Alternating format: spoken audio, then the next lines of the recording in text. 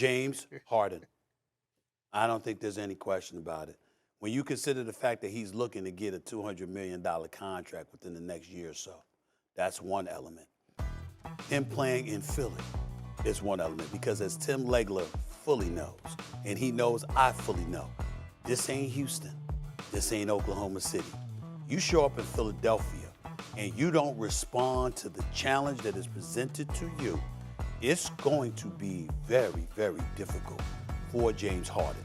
Number 3, you got to validate everything that Daryl Morey's done. And I want to put this on blast. Daryl Morey, to me, has put his career on the line.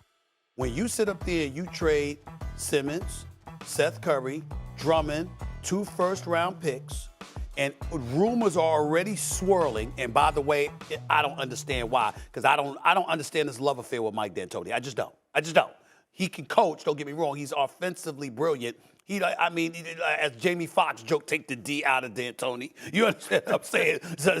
After all this time, he hasn't figured out you have to play defense at some time. Take the D out of D'Antoni. He don't think about it. He don't talk about it. He don't care about it, okay? You know what I mean? He's the one, as far as I'm concerned, that invented defensive coordinators in the sport of basketball because you knew you needed one when he coached you because he wasn't thinking about it, okay? I don't understand how this guy is the guy that's in line for Doc Rivers' job in Philadelphia, okay? But he is.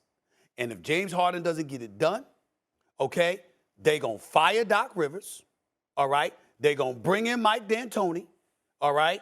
And Daryl Morey is going to be on a hot seat because James Harden still would not have gotten it done. And everybody going to look at Daryl Morey and say, what I said from day one, what the hell you give up all of that for James Harden? Now, I understand Ben Simmons ain't been playing, and don't get me started with that. I mean, the back injury, I mean, what the hell he was doing, drive down the turnpike. Like I said, yesterday, hit a pothole. You understand what I'm saying? Hit back. They got a lot of them in Philly. You know that. There's a lot of them. They've been working on those roads for a long time. I guess so. Or messed his hips up in some other way, and it's affected his back. I don't know what the hell's going on with him. But eventually, we surmise he will be back. In the end, you, Daryl Morey, you did all of this for James Harden. James Harden has to come through because his money is on the line and jobs are on the line.